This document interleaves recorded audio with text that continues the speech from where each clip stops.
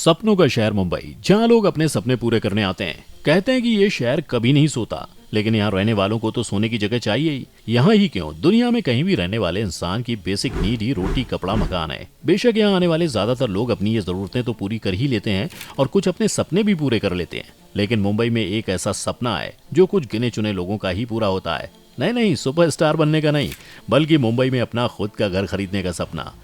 आप लोगों को तो पता ही होगा कि आज मुंबई में खुद का घर खरीदना कितना मुश्किल है।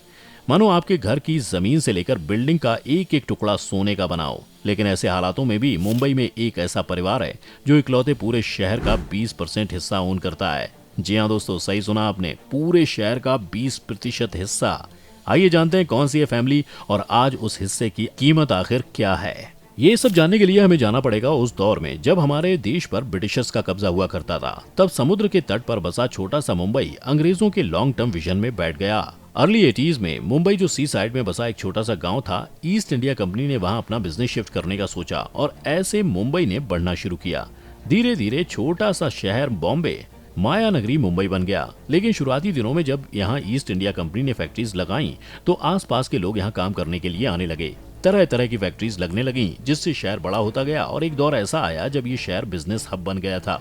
इसी दौरान ईस्ट इंडिया कंपनी ने अपने आगे के बिजनेस मॉडल के लिए आज के विक्रोली, भांडुप और नाहर इलाके में कुछ जमीन निकाल ली थी। लेकिन वक्त के साथ तो उन्हें वो जमीन कुछ ज्यादा काम की नहीं लगी, जिसके बाद 1830 में ईस्ट इंडिया कंपनी ने ये जमीन बेचने की सोची और इसे खरीदा उस दौर के जाने माने बिजनेसमैन फ्रामजी कोवसजी बनाजी ने, जो कि उस वक्त के चाइना से ट्रेडिंग करने वाले कुछ बड़े बिजनेसमैन में से एक थे। उस समय ये डील कितने रुपयों में हुई होगी इसका कोई प्रूफ फिलहाल तो नहीं है। बाद में बिजनेस में कुछ नुकसान होने की वजह से फ्रमजी बानाजी ने उस जमीन को बेचना सही समझा। अब क्योंकि मुंबई के काफी बड़े हिस्से को बेचना खरीदना था, इसलिए बाकायदा ऑक्शन करवाया गया था, और वो भी मुंबई हाई कोर्ट द्वारा, जिसमें देश के बड़े बड़े बिजनेसमैन आए हुए थे। लेकिन इस ऑक्शन में सबसे बड़ी बोली लगाकर फिरोजशाह गोदरेज ने 3400 एकड़ की ये जमीन गोदरेज परिवार के नाम कर ली। इस वक्त गोदरेज परिवार ने जमीन खरीदी थी। उस वक्त मुंबई का ये इलाका शहर के सेंटर में नहीं था, जिस वजह से अच्छी खासी डील में फिरोज शाह को ये जमीन मिल गई। लेकिन जैसे जैसे वक्त आगे बढ़ता गया, मुंबई एक्सपेंड हुई, वैसे वैसे ये इलाका शहर के अंदर आने लगा। इसी जमीन के बूते आज गोदरेज फैमिली इकलौती ऐसी फैमिली है जो मुंबई की सबसे बड़ी प्राइवेट लैंड ओनर है। और सालों पहले खरीदा गया ये 3400 एकड़ का एरिया आज प्राइम लोकेशन हो चला है। अब अगर आज की सिचुएशन में इनकी प्रॉपर्टी को हम देखें तो इसमें से आज 3050 एकड़ जमीन विक्रोली में है और इसका 350 एकड़ का इलाका भांडुप और नाहौर में है। लेकिन गोदरेज परिवार ने इसमें से कितनी लैंड का इस्तेमाल किया है, ये जानना भी आप जरूर चाहेंगे। बता दें कि जब फिरोज शाह गोदरेज ने ये जमीन खरीदी थी तो जाहिर सी बात है गोदरेज फैमिली उसके बाद से काफी ज्यादा एक्सपैंड होती चली गई। जाहिर है इतनी बड़ी जमीन और इस पर हक जताने वाली एक पूरी पीढ़ी। बता दें कि आज इस जमीन की लगभग कीमत 1 लाख करोड़ की है। आज अगर इनकी जमीन की बात करें तो गोदरेज की लगभग 300 एकड़ में आज इंक्रोचमेंट हो गया है, यानी कि करीब 300 एकड़ की जमीन में लीगल कंस्ट्रक्शंस हो गए हैं या स्लम्स बन गए हैं और इस वजह से वो इस एरिया में कंस्ट्रक्शन नहीं कर पा रहे हैं। इसी तरह और ऐसी ना जाने कितनी जमीन ऐसी हैं जिसे उन्हें पॉलिटिकल प्रेशर की वजह से छोड़ना पड़ा। लेकिन साल दर साल गोदरेज ग्रुप अपनी जमीन वापस लेने के लिए कुछ सफल प्रयास भी कर लेता है। अब जो 1750 एकड़ की जमीन है वो भरी हुई है मैनग्रोव से, जिसे ना ही गोदरेज ग्रुप हटा सकते हैं ना वहाँ कोई कंस्ट्रक्शन करा सकते हैं, क्योंकि एनवायरनमेंट डिपार्टमेंट वहाँ के इकोसिस्टम को ध्यान में रखते हुए ये मैनग्रोव्स हटाने की परमिशन नहीं दे रहा है।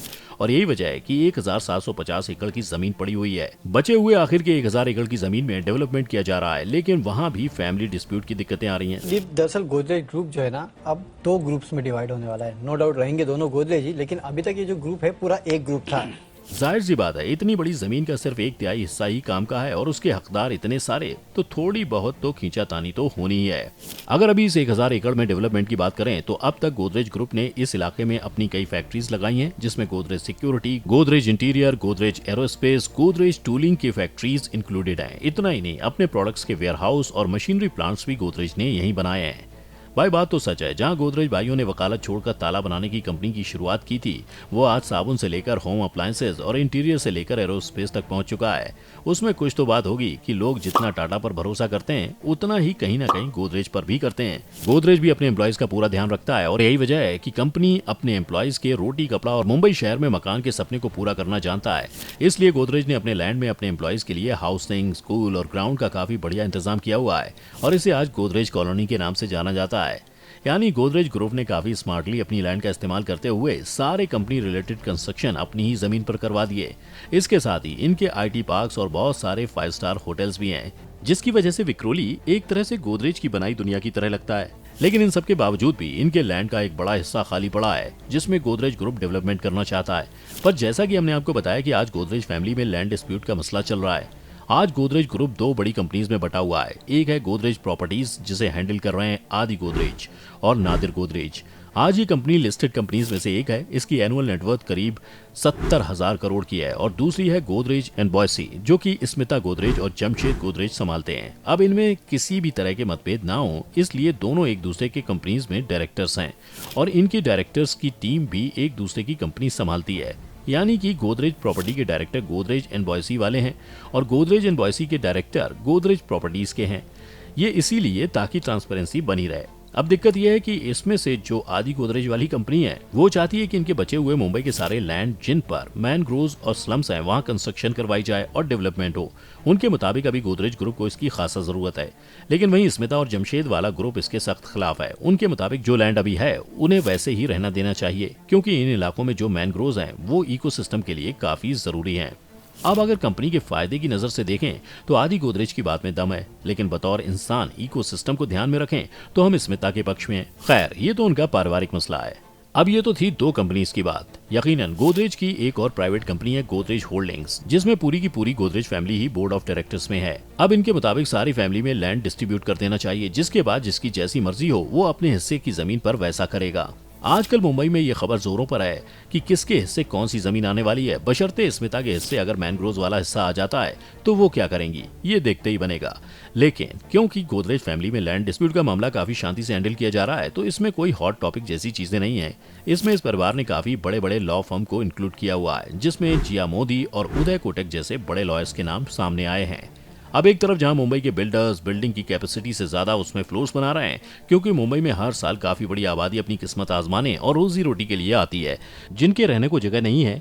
ऐसे में बिल्डर्स के लिए ये सुनहरा मौका बन जाता है अपना खोटा सिक्का चलाने का। और यही वजह है कि हमें आए दिन मुंबई में बिल्डिंग्स गिरने की खबरें मिलती रहती हैं। ऐसे में 3000 एकड़ की जमीन पर राज करने वाला इकलौता गोदरेज परिवार आगे जमीन का क्या करेगा, ये देखने वाली बात है। हाल ही में मुंबई में 1 एकड़ जमीन 746 करोड़ में बिकने की बात सामने आई थी, जिसे सुनकर ज्यादातर लोगों ने अपना सर पकड़ लिया था, क्योंकि इसकी कीमत इतनी ज्यादा थी। दोस्तों, अगर आपको जमीन खरीदने का मौका मिले तो आप किस शहर में अपना घर बनवाना पसंद करेंगे, हमें कमेंट सेक्शन में जरूर बताएं। साथ ही अगर आपको हमारी आज की वीडियो पसंद आई हो तो वीडियो को लाइक शेयर जरूर करें और ऐसी इन्फॉर्मेटिव वीडियोस देखने के लिए हमारे चैनल को सब्सक्राइब भी कर लें।